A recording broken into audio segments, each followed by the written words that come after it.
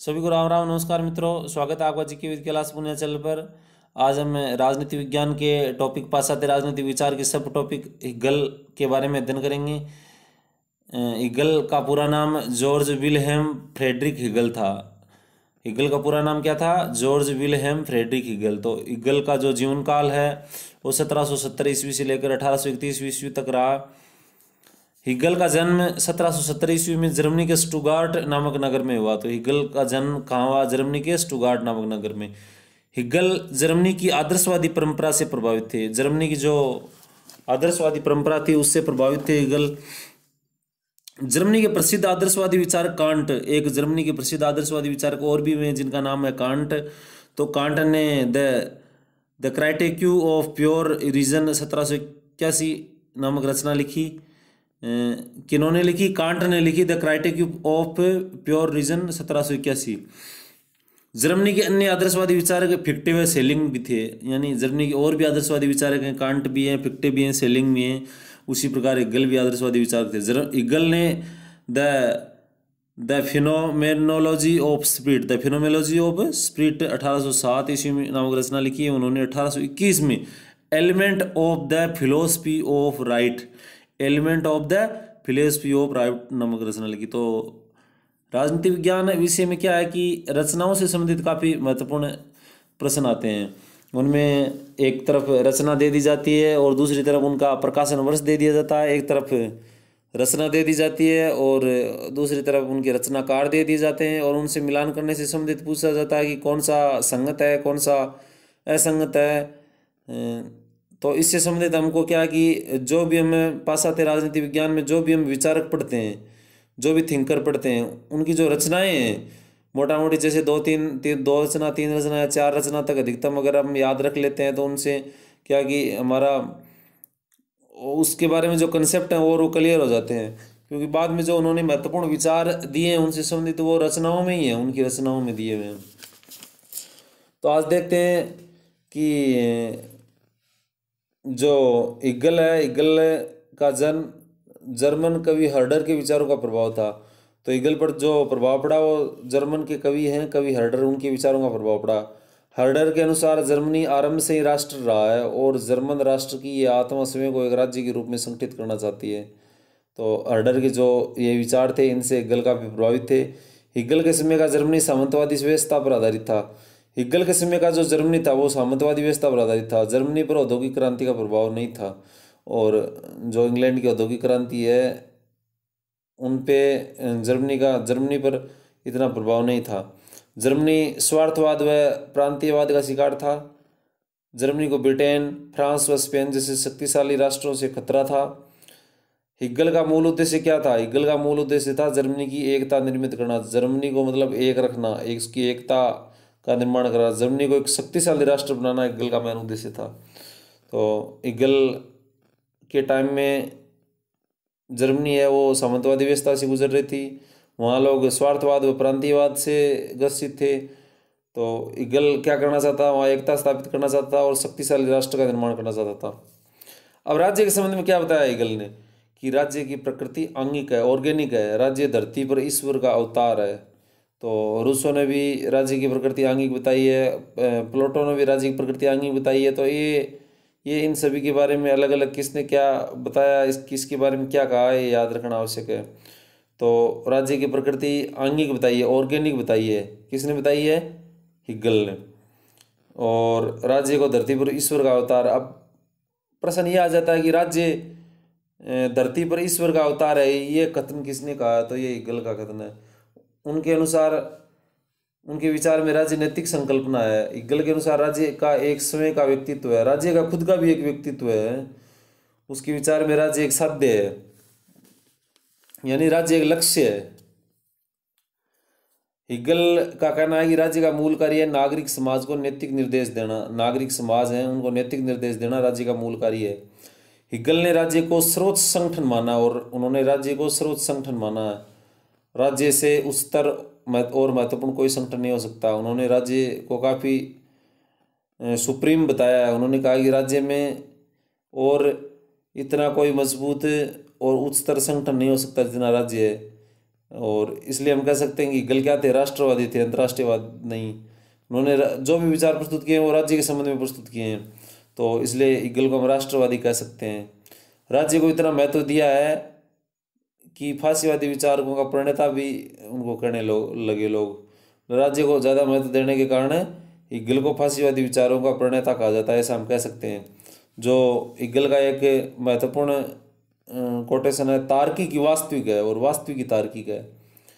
तो काफ़ी नॉर्मल सा है, तार्किक ही वास्तविक है और वास्तविक ही तार्किक है, यानी पहले तार्किक ही वास्तविक और बाद में वास्तविक ही तार्किक है, तो ये उल्टा है एक दूसरे की। तो ये इक्गल का कहना है कि तार्किक ही वास्तविक है और वास्तविक ही तार्किक है। जो मुक्तिमूलक है वह वास्तविक है, जो वास्तविक है वह मुक्तिमूलक है, यानी एक दूसरे पे हम कह सकते हैं डिपेंड तो होते ही हैं। तो ये इक्गल के राज्य के संबंध में विचार थे। अब उनकी चिंतन पत्ति है कौन सी, द्वंद्वात्मक पत्ति।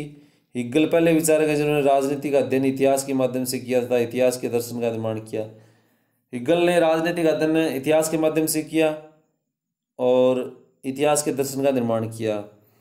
और इक्गल की जो द्वंद्वात्मक पत्ति थी, उस द्वंद्वात्मक पत्ति उसने वाद प्रतिवाद संवाद के माध्यम से व्यक्ति समाज व राज्य इतिहास के सभी विकास का विश्लेषण किया। यानी पहले एक वाद होता है और उसके विपक्ष में उसके परिणाम स्वरूप प्रतिवाद होता है, और वाद और प्रतिवाद के बाद एक नई व्यवस्था उत्पन्न होती है जिसको हम संवाद कहते हैं। तो वाद प्रतिवाद संवाद ये चलता रहता है। और राज्य व इतिहास सभी के विकास का विश्लेषण इन्होंने किया। वाद से कह सकते हैं कि वाद कोई भी चीज़ है, उसके विकास का मूल आधार विरोध है। वाद का मूल आधार क्या है, विरोध है। और संवाद में वाद प्रतिवाद दोनों में अच्छे तत्वों का समन्वय होता है, जो कि संवाद में क्या होता है, वाद और प्रतिवाद में जो अच्छे तत्व हैं उनका समन्वय होता है। इसलिए संवाद वाद प्रतिवाद दोनों से श्रेष्ठ है। यानी पहले कोई चीज़ होगी तो फिर उसका विरोध होगा, और विरोध होगा तो उसके फलस्वरूप उनमें जो समन्वय व तालमेल होगा उसका जो परिणाम निकलेगा वो होगा संवाद। तो वाद और प्रतिवाद से संवाद को अच्छा बताया। यह विकास प्रक्रिया, जो वाद प्रतिवाद और संवाद की विकास प्रक्रिया तब तक चलती रहेगी तब तक जर्मनी राष्ट्र राज्य में ईश्वर का अवतरण नहीं होगा। यानी जर्मनी का जो राष्ट्र राज्य और राम राज्य नहीं बनेगा तब तक ये वाद प्रतिवाद और संवाद की व्यवस्था चलती रहेगी। इक्गल के अनुसार परिवारवाद है बुजुर्गवा समाज, प्रतिवाद और राज्य समाज। जो इक्गल के अनुसार जो परिवारवाद है वो बुर्जुआ समाज, प्रतिवाद और राज्य समाज है। अब इक्गल के अनुसार राज्य का विकास कैसे हुआ, तो इक्गल ने वाद प्रतिवाद की द्वंद्वात्मक प्रक्रिया का प्रयोग करते हुए राज्य के विकास को परिभाषित किया है। जो वाद और प्रतिवाद की जो द्वंद्वात्मक प्रक्रिया है उसका प्रयोग करते हुए राज्य के विकास को परिभाषित किया। इक्गल के अनुसार राज्य का विकास परिवार से प्रारंभ होता है, यानी राज्य का विकास परिवार से ही प्रारंभ होता है, ये इक्गल का कहना है। परिवार से नागरिक समाज था, नागरिक समाज से राज्य का विकास होता है। तो ये एक प्रकार से ऊपर से ऊपर रहता है, होता रहता है। जैसे पहले परिवार का विकास होता है, पहले नागरिक का विकास होता है, नागरिक से परिवार का, परिवार से समाज का और समाज से राज्य का, इस प्रकार उन्होंने माना। इक्गल के अनुसार परिवार का मूल तत्व प्रेम है तथा स्नेह होते हैं तथा ये व्यक्तिमूलक पार्थवाद का क्षेत्र होता है। देखिए इक्गल के अनुसार जो परिवार का मूल तत्व है वो है प्रेम तथा स्नेह तथा ये व्यक्तिगत प्रार्थवाद का श्रेय होता है। यानी इसमें परिवार में अगर व्यक्ति जुड़ा है तो इसका मतलब ये नहीं कि वो उनका आपस में स्वार्थ है, वो प्रार्थवाद है उनमें, जिसका जो परिवार जिस तत्व पर टिका हुआ है प्रेम और स्नेह। जबकि नागरिक समाज का मूल तत्व स्वार्थ व प्रतिस्पर्धा है। देखिए परिवार में तो कोई स्वार्थ नहीं है, प्रार्थ है, प्रेम है, स्नेह है। और नागरिक समाज में क्या है, नागरिक समाज में स्वार्थ और प्रतिस्पर्धा है, और यह सार्वभौमिक स्वार्थवाद का क्षेत्र होता है। राज्य में परिवार का प्रार्थवाद का तत्व तथा नागरिक समाज का स्वार्थ सार्वभौमिकता का तत्व दोनों सम्मिलित होते हैं। और राज्य में क्या होता है, परिवार का प्रार्थवाद भी होता है और नागरिक समाज का स्वार्थवाद भी होता है। तो परिवार में तो स्नेह और प्रेम बताया और स्वार्थ का न होना यानी प्रार्थ बताया, और नागरिक समाज में बताया स्वार्थ और प्रतिस्पर्धा। तो ये दोनों किस में होते हैं, दोनों राज्य में होते हैं। तो इन्होंने राज्य को क्या बता दिया, सार्वभौमिक प्रार्थवाद का क्षेत्र बता दिया। अब राज्य का विकास कैसे हुआ? राज्य का विकास परिवार से, परिवार में प्रेम व स्नेह होता है। बाद में व्यक्तिगत परार्थवाद, नागरिक समाज बताया उसमें, जिसमें स्वार्थ और प्रतिस्पर्धा होती है।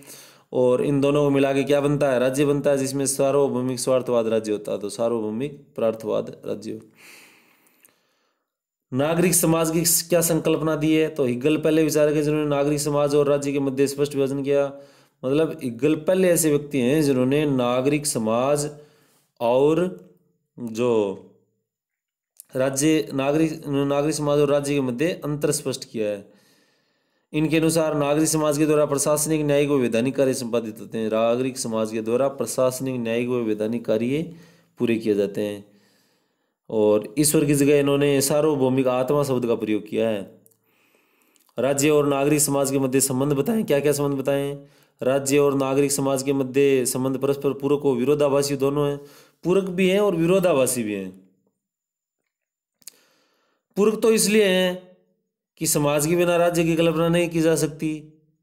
भाई पूरक तो इसलिए है कि इसलिए एक दूसरे का होना आवश्यक है। पूरक का मतलब ये होता है एक के होने से दूसरे का होना, यानी दोनों आपस में एक दूसरे पर टिके हुए होना।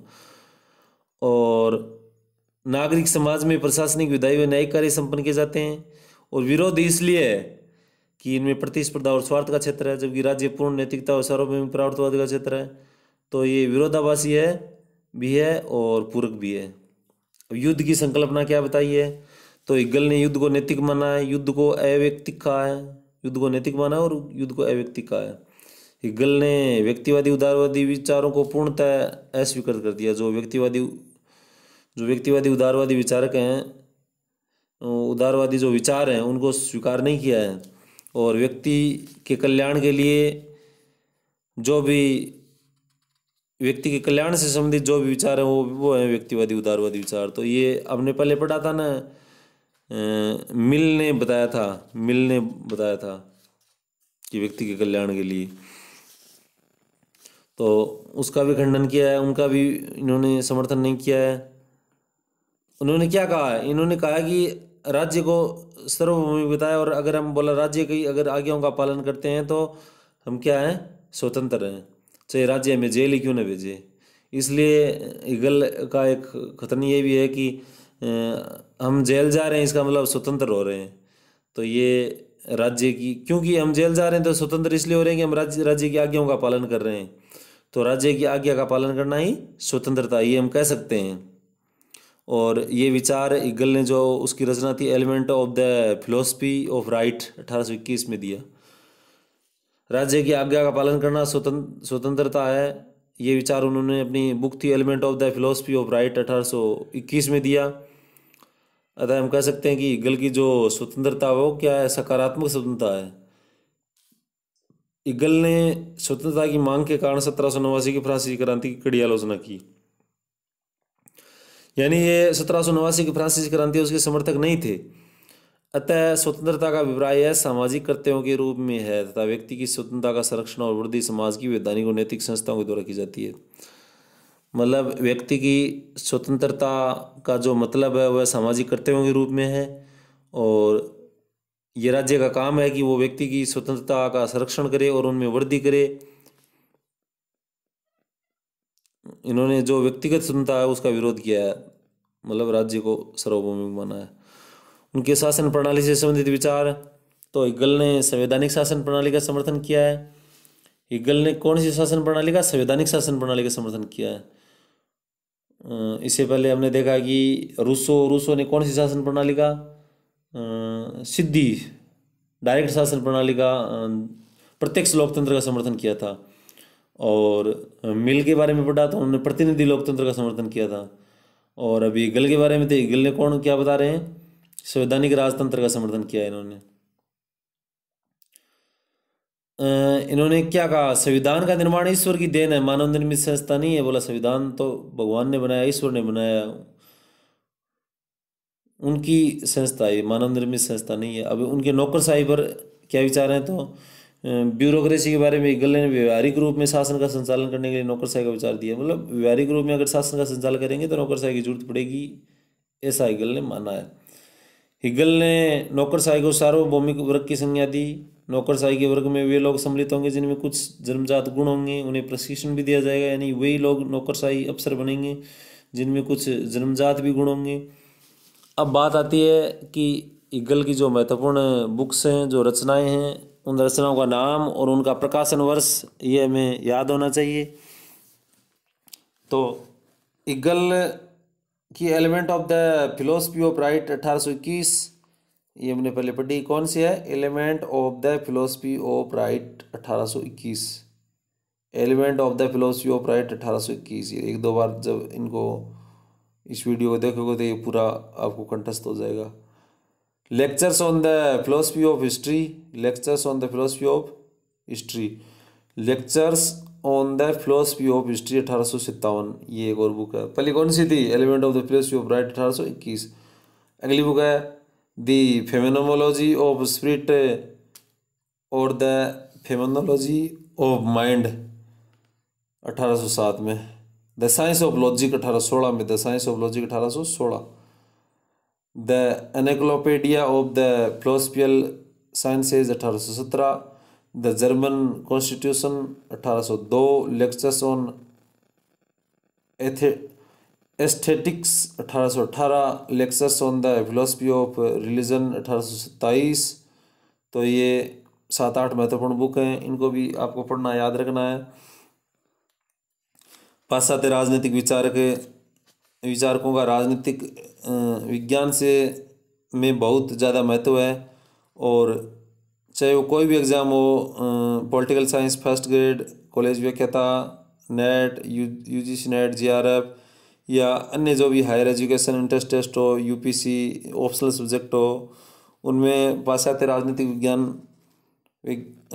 विज्ञान में ये जो पाश्चात्य राजनीतिक विचारक हैं ये काफ़ी महत्व रखते हैं, इनमें से काफ़ी महत्व प्रश्न आते हैं।